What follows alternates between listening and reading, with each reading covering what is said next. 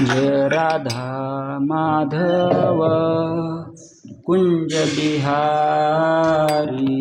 जय राधा माधव कुंज बिहारी। जय राधा माधव कुंज बिहारी।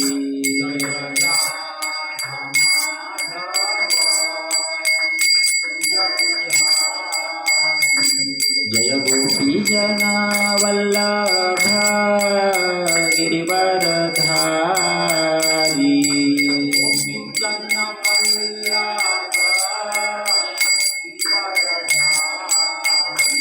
जय गोपी जना वल्लभ गिरिवरधारी।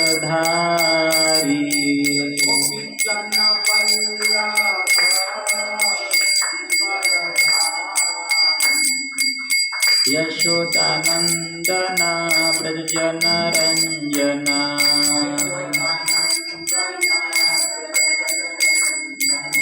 यशोदानंदन व्रज जन रंजन।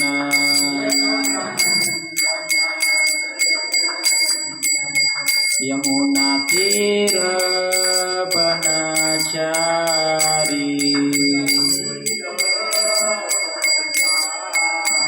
यमुना तीर बनचारी।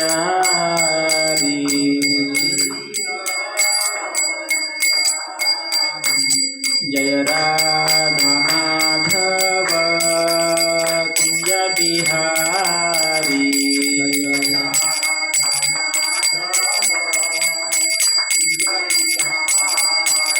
जय राधा माधव कुंज बिहारी।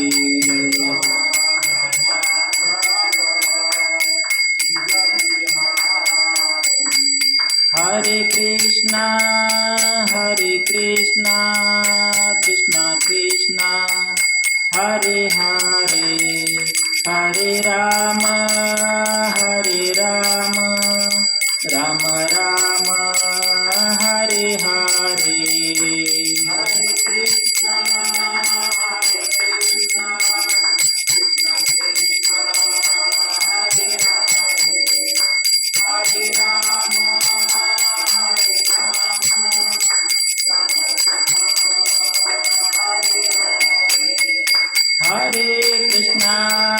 हरे कृष्णा कृष्णा कृष्णा हरे हरे।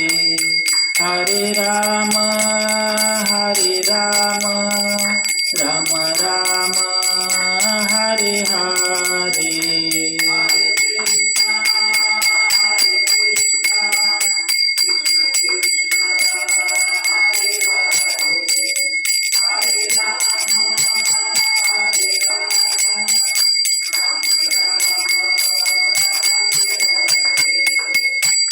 जय जगन्नाथ जगन्नाथ बलदेवा जय सुभद्रा।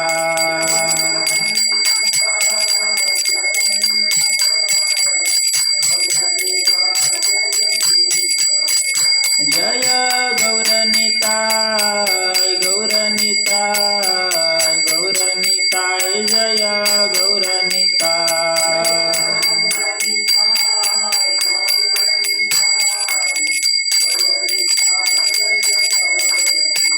जय जय प्रभुपाद प्रभुपाद प्रभुपाद प्रभुपाद।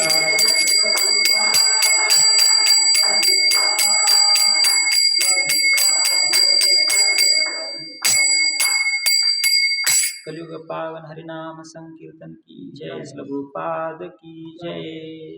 ओम नमो भगवते वासुदेवाय।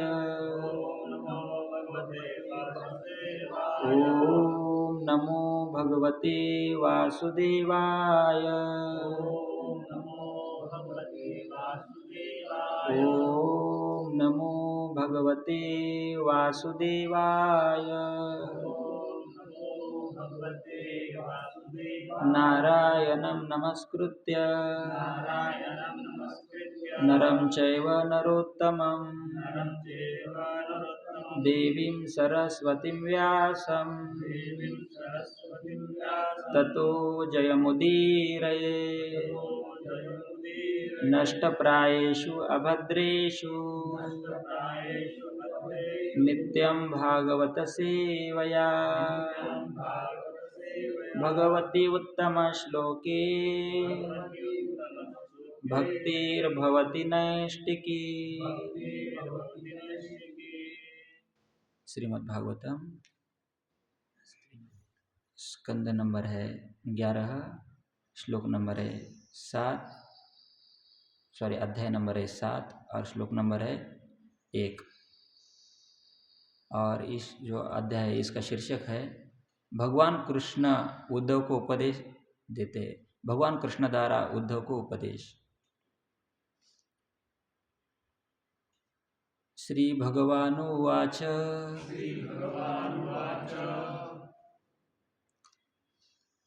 यद अथ मम महाभाग तच्च चिकीर्षितम् एव मे ब्रह्मा भव लोकपालः स्वर्वासं मे अभिकांक्षिणाः।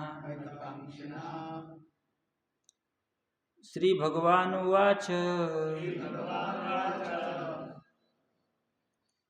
यद अथ मम महाभागा तच्च चिकीर्षितम् एव मे ब्रह्मा भावो लोकपालः स्वर्वासं मे भिकांक्षिणाः। यद अथ मम महाभाग तच्च चिकीर्षितम् एव मे ब्रह्म भवो लोकपालः स्वर्वासं मे भिकांक्षिणाः। यद अथ मम महाभाग तच्च चिकीर्षितम् एव मे ब्रह्मा भवो लोकपालः स्वर्वासं मे भिकांक्षिणाः।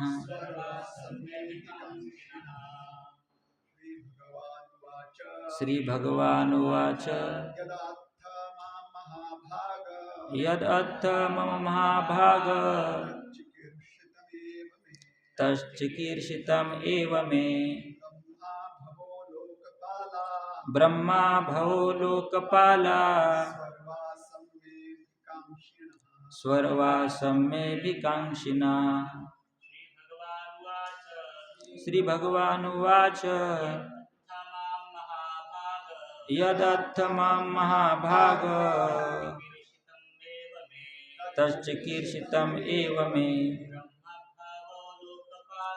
ब्रह्मा भवो लोकपालः स्वर्वासं मे भिकांक्षिणाः।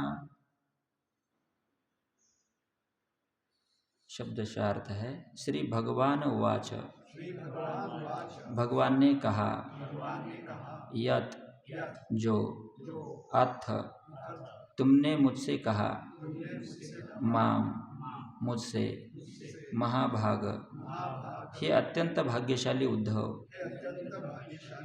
तत् वह चिकीर्षितम, वह कार्यक्रम जिसे मैं पूरा करना चाहता हूँ, एवं निश्चित रूप से मैं, मेरा, ब्रह्मा, भगवान ब्रह्मा, भवः, भगवान शिव, लोक में निवास करने वाले समस्त लोगों के नेता, स्वः वासम, वैकुंठ में निवास करने वाले, मैं, मेरा, अभिकांक्षिणा, वे चाहते हैं। अनुवाद। भगवान ने कहा, हे अत्यंत भाग्यशाली उद्धव, तुमने पृथ्वी से यदुवंश को समाप्त करके वैकुंठ स्थित अपने धाम लौटने की मेरी इच्छा को सटीक रूप से प्रकट किया है। अतः भगवान ब्रह्मा, भगवान शिव और अन्य सभी ग्रह स्वामी अब वैकुंठ में मेरे पुनः निवास करने के लिए प्रार्थना कर रहे हैं। तात्पर्य है श्रील प्रभुपाद जी के विनीत शिष्यों द्वारा। प्रत्येक देवता का भौतिक ब्रह्मांड के भीतर स्थित स्वर्गलोकों में अपना विशिष्ट निवास स्थान है। यद्यपि भगवान विष्णु को कभी कभी देवताओं में गिना जाता है, उनका निवास स्थान वैकुंठ आध्यात्मिक आकाश में है। देवता माया के राज्य में सार्वभौमिक नियंत्रक है, परंतु विष्णु माया की शक्ति और अन्य अनेक आध्यात्मिक शक्तियों के स्वामी है। उनका उच्च निवास स्थान उनकी तुच्छ दासी माया के राज्य में नहीं है। भगवान विष्णु जो समस्त देवताओं के परम स्वामी है, उनके अंश है। देवता स्वयं सूक्ष्म जीव है और माया के प्रभाव में है, परंतु भगवान विष्णु ही माया के सर्वोच्च नियंत्रक है। भगवान समस्त अस्तित्व के स्रोत और मूल है, और यह भौतिक संसार उनके शाश्वत आध्यात्मिक धाम के भव्य दृश्य का एक धुंधला प्रतिबिंब मात्र है, जहाँ सब कुछ असीम रूप से सुंदर और आनंदमय है। विष्णु परम सत्य है और कोई भी जीव उनके समतुल्य या उनसे बड़ा नहीं हो सकता। भगवान विष्णु तत्व या परम पुरुषोत्तम भगवान कहलाते हैं। अन्य सभी प्रख्यात या असाधारण जीव अपने पद और शक्तियों के लिए भगवान के ऋणी है। अंततः भगवान कृष्ण स्वयं भगवान कृष्ण का पूर्ण विस्तार है, जो समस्त विष्णु तत्व और जीव तत्व विस्तारों के मूल स्रोत है। इस प्रकार भगवान कृष्ण ही सब कुछ का आधार है। श्रील प्रभुपाद की जय। ओम अज्ञानतिमिरन्धस्य ज्ञानाञ्जनशलाकया चक्षुरुन्मीलितं येन तस्मै श्रीगुरवे नमः। श्रीचैतन्यमनोभीष्टं स्थापितं येन भूतले स्वयं रूप कदा मह्यं ददाति स्वपदान्तिकं। वन्देऽहं श्रीगुरो श्रीयुतापदकमलं श्रीगुरून् वैष्णवांश्च श्रीरूपं साग्रजातं सगण रघुनाथान्वितं सजीवं साद्वैतं सावधूतं परिजनासहितं कृष्णचैतन्यदेवं श्रीराधा कृष्णपादान् सगण ललिता श्रीविशाखान्वितांश्च। नमो ओं विष्णुपादाय कृष्णप्रेष्ठाय भूतले श्रीमते भक्तिवेदांत स्वामीति नामिने।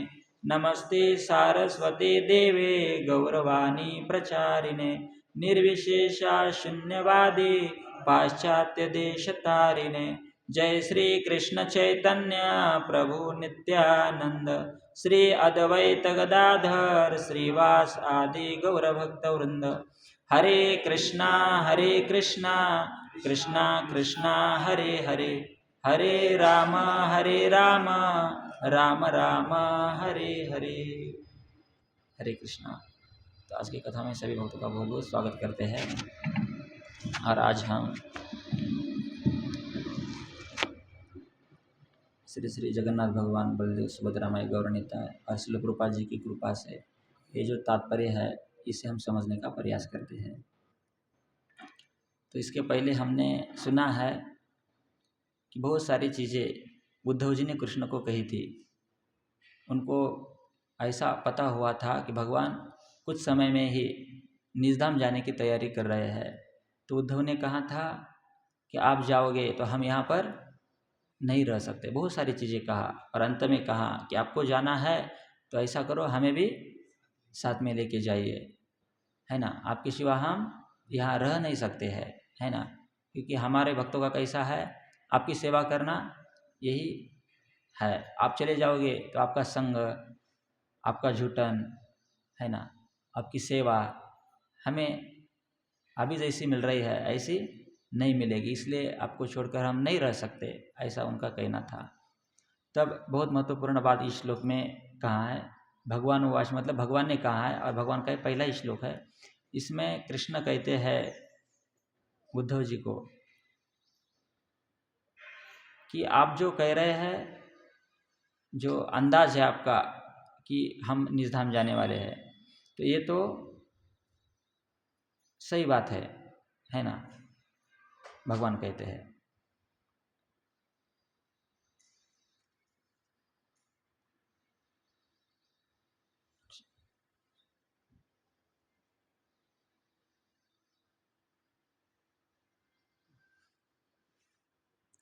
भगवान ने कहा है, अत्यंत भाग्यशाली उद्धव, तुमने पृथ्वी से यदुवंश को समाप्त करके वैकुंठ स्थित अपने धाम लौटने की मेरी इच्छा को सटीक रूप से प्रकट किया है। अतः भगवान ब्रह्मा, भगवान शिव और अन्य सभी ग्रह स्वामी अब वैकुंठ में मेरे पुनः निवास करने के लिए प्रार्थना कर रहे हैं। भगवान कहते हैं कि मैं तो निजधाम जाने वाला हूँ, अपने जो बात प्रकट की है यहाँ पर। और उद्धव जी को कहते हैं यह अत्यंत भाग्यशाली उद्धव, है ना। महाभाग मतलब बहुत बड़े भाग्यशाली, क्योंकि भगवान का ऐसा कहना है, मुझे कुछ जो महत्वपूर्ण बात कहना है तो मैं आप किसके साथ शेयर करने वाला हूँ अभी, हाँ आपके साथ, इसलिए आप बहुत विशेष है। और अभी मुझे कौन कौन प्रार्थना कर रहा है, ब्रह्मा जी, भगवान शिव और अन्य सभी ग्रह के स्वामी अब वैकुंठ में मेरे पुनः निवास करने के लिए प्रार्थना कर रहे हैं। मतलब वैकुंठ में आप आइए, ऐसा है ना। कार्य भगवान की जो भी लीलाएं थी यहाँ की सारी हुई थी, भगवान ने प्रकट किया था सब कुछ। तो यहाँ पर एक बात समझाया गया है कि कभी कभी हम क्या करते हैं, भगवान विष्णु जो है ना, बहुत सारे लोग ऐसा समझते हैं कि उनकी गणना इस 3 देवताओं में की जाती है, जैसे कि ब्रह्मा विष्णु महेश हम कहते हैं, है ना।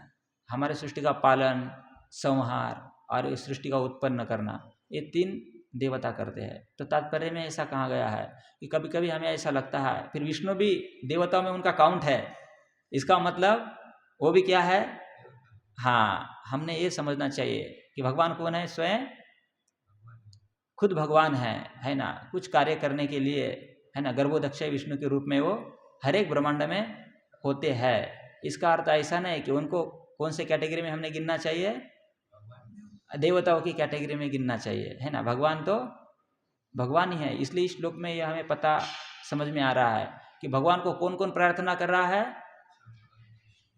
सबसे बड़े जो पहले हम जीव समझते हैं इस सृष्टि के, वो है ब्रह्मा जी, वो भी भगवान को प्रार्थना कर रहे हैं, है ना।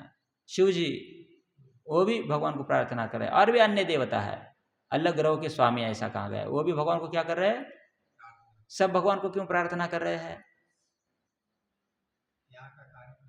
छोटे व्यक्ति को कोई प्रार्थना करता है, नहीं करता है, सब भगवान को प्रार्थना कर रहे हैं। इसका मतलब भगवान क्या है, उनके समान हो सकते हैं, नहीं हो सकते। भगवान उनके उनसे क्या है, स्वामी है भगवान, है ना। इसलिए भगवान को प्रार्थना करते हैं।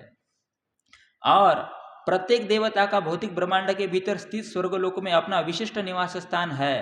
यद्यपि भगवान विष्णु को कभी कभी देवताओं में गिना जाता है, उनका निवास स्थान वैकुंठ आध्यात्मिक आकाश में है। देखो गिनती तो होती है, जो 33 कोटि देवता बोलते हैं उसमें, है ना, ऐसा होता है ना।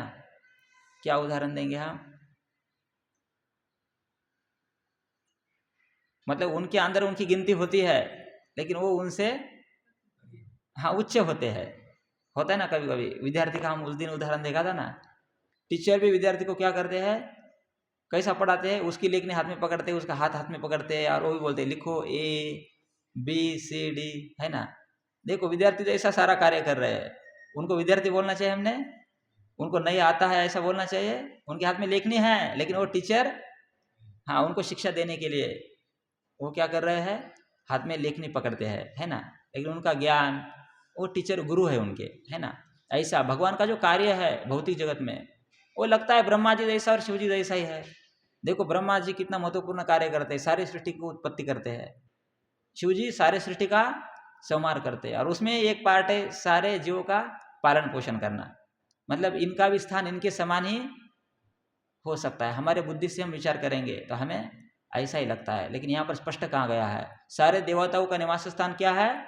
स्वर्ग है। लेकिन भगवान का निवास स्थान क्या है? वो वैकुंठ है ना, वो वैकुंठ में रहते हैं। देवताओं के समान है वो नहीं, उच्च लोक में रहने वाले हैं। और देवता माया के राज्य में सार्वभौमिक नियंत्रक है, परंतु विष्णु माया की शक्ति और अन्य अनेक आध्यात्मिक शक्तियों के स्वामी है। उनका उच्च निवास स्थान उनके तुच्छ दासी माया के राज्य में नहीं है। और हम जो माया बोलते हैं, इसका प्रभाव सारे जो ग्रहों के ऊपर रहने वाले जीव है उनके ऊपर होता है, देवताओं पर के ऊपर भी होता है, लेकिन भगवान के ऊपर कभी होता है? भगवान कभी भ्रमित होते हैं? नहीं। आप बहुत सारे उदाहरण देखेंगे, जैसा भगवान लीला करते समय एक उदाहरण दिखाते हैं, कहाँ पर? ब्रज में ब्रह्मा जी भी आते हैं और भगवान को समझते हैं भगवान कैसा कैसा है छोटे स्वरूप में, और भगवान की परीक्षा लेने का प्रयास करते हैं। एक बार इंद्र ने भी ऐसा किया था। देखो, देवता भी भ्रमित होते हैं, मतलब माया के चंगुल में आते हैं, लेकिन भगवान के बारे में भी कभी ऐसा सोचा है कि भगवान भी ऐसा करते हैं? हाँ, भगवान लीला करते हैं, चोरी करते हैं, छोटे छोटे बच्चों के साथ खेलते हैं, उसका झूठन खाते हैं। ये भगवान की क्या है? दिव्य लीला है। ये भ्रम है? नहीं है। ऐसा उस तात्पर्य में भी कहा है। देखो, तो ये भगवान है और ये देवताओं में जो अंतर है, इसका अंतर तात्पर्य में कहा गया है ना। तो यह बात यहाँ पर कहा गया है इस तात्पर्य में। अभी इसके आगे जो भगवान को जो चीज़ बताना है उद्धव जी को, है ना, जो महत्वपूर्ण है, उद्धव जी का यहाँ पर रहना और भगवान का निर्धाम लौटना, तो इसके बारे में बहुत महत्वपूर्ण जो बात है भगवान एक एक करके आगे बताने वाले हैं। तो यह हम जो आगे का हमारा पिछले अगले शनिवार के दिन इसके बारे में हम सुनेंगे। तो यहाँ पर हम रुकते हैं। किसी वक्त का कोई प्रश्न है तो हम चर्चा करेंगे और यहाँ पर रुकेंगे। हरे कृष्ण।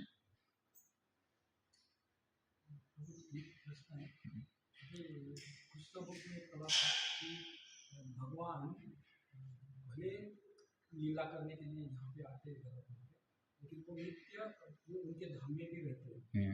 और यहाँ पे बताया गया है कि भगवान जा रहे हैं भगवत धाम में, वहाँ पे सब देवता प्रार्थना कर रहे हैं।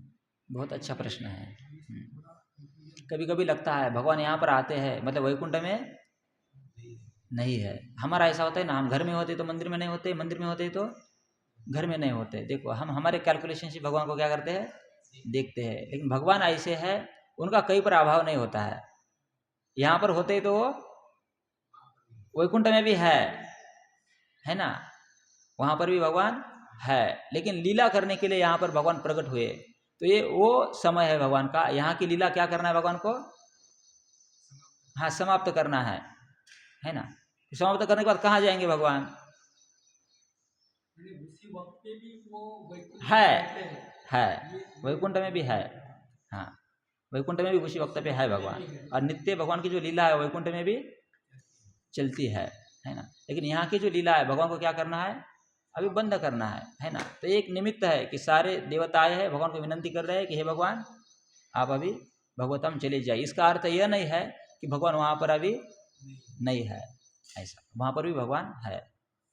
हरे कृष्ण। जी, आप कुछ?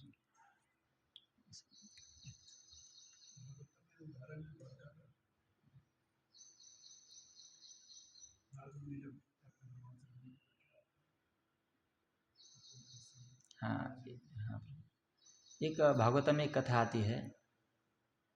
जब नारद मुनि द्वारका में एक बार जाते हैं तो भगवान का दर्शन करने के लिए वो पहले महल में जाते हैं, तो भगवान वहाँ पर भी होते हैं। दूसरे महल में देखते हैं, वहाँ पर भी होते हैं। ऐसा सब जब देखते हैं कि अन्य जगह पर अन्य अन्य भगवान लीला करते हैं।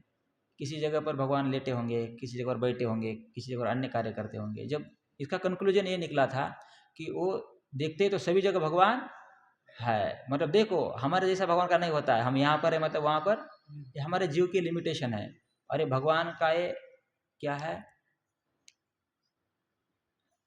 क्या बोलते इसको, ये शक्ति है भगवान की कि भगवान सभी जगह पर रह सकते हैं। उस लीला में भगवान ने क्या किया है?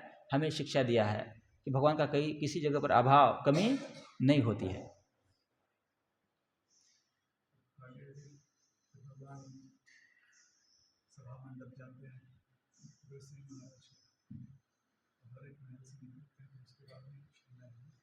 हाँ, भगवान एक हो जाते हैं। हाँ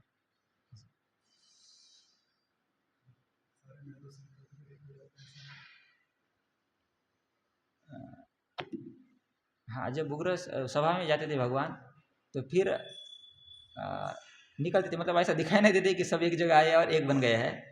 ये तो भगवान की लीला है। लेकिन एक ही समय भगवान फिर एक स्वरूप में बनते थे और अपना कार्य कर कर फिर घर लौटना है, तो सारे घर में, मतलब ऐसा किसी को नहीं लगता था कि मेरे महल में भगवान नहीं, हर एक को लगता था कि भगवान मेरे ही महल में है। ये सबको पता नहीं था ना, ये भक्तों को पता है सब भगवान सब बन गए नारद मुनि को, लेकिन उनकी पत्नियों को भी ये पता नहीं है कि ये ऐसा हो रहा है, मतलब ऐसा तात्पर्य था। और सबको लग रहा था कि भगवान हमारे पास है। सभा में जाते हैं तो उनको लगता था अभी सभा में है ना। और भगवान घर से जाते थे सभा में, उस समय घर में। लेकिन ऐसा नहीं बोल सकते यहाँ पर भी कि अभी सभा में गए मतलब घर पे रहने की शक्ति उनके अंदर नहीं है, वो ये भी कर सकते हैं। तो ऐसा लीला में है कि भगवान फिर एक स्वरूप में वो सभा में जाते थे ऐसा।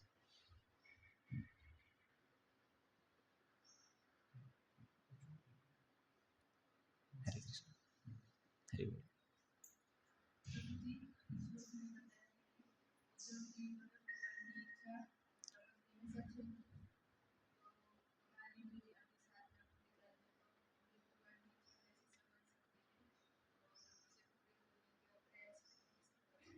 भगवान की इच्छा हम कैसी समझ सकते हैं? तो हाँ, बहुत फिरोज जी उसका आंसर दे सकते हैं। भगवान की इच्छा हम कैसे समझ सकते हैं?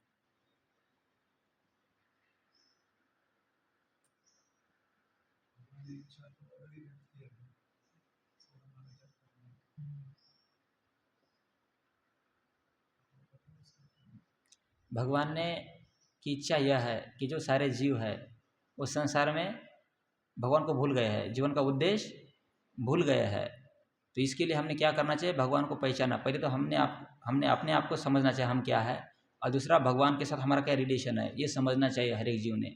ये भगवान की बहुत इच्छा है और इसके लिए हमें सुविधा दिया है हरे कृष्ण महामंत्र का जप करना, भक्तों का संग करना, भक्तों के साथ सेवा करना, भगवान का प्रसाद ग्रहण करना और शास्त्र का अध्ययन करना। ये हम करेंगे तो भगवान की क्या इच्छा है यह हम समझ सकते हैं। भगवद गीता मतलब क्या है? वही भगवान ने दिया है भगवद गीता में भी कि मेरी क्या इच्छा है, आपने क्या करना चाहिए, है ना। तो ये समझेंगे हम, तो हम भगवद गीता पढ़ेंगे हम, तो हमें ऑटोमेटिकली समझ में आएगा कि भगवान की इच्छा क्या है। हमने ये समझना है भगवान की इच्छा है कि हर एक जीव ने क्या करना चाहिए, मुझे समझना चाहिए जीव के अंदर और मेरे अंदर क्या रिलेशन है, ये रिलेशन जीव ने समझना चाहिए, है ना। माता की इच्छा होती है ना, छोटे बच्चे ने मेरे गोद में बैठना चाहिए, रास्ते पे दौड़ कर नहीं जाना चाहिए, वो जाता है तो फिर, लेकिन वो जाता ही है। देखो छोटा है समझता नहीं है, लेकिन हम अभी बड़े हुए हैं, अभी हमें ये थोड़ा थोड़ा समझ में आता है ना। ऐसा हम जैसे साधना करेंगे, हरे कृष्ण महामंत्र का जप करेंगे, कथा सुनेंगे, भक्तों का संग करेंगे, शास्त्र पढ़ेंगे, तो फिर ये बात हमें धीरे धीरे समझ में आएगी। हरे कृष्ण। ग्रंथराज श्रीमद् भागवतम की जय, श्रील प्रभुपाद की जय। श्रीमान द्वारकाधीश प्रभु की जय।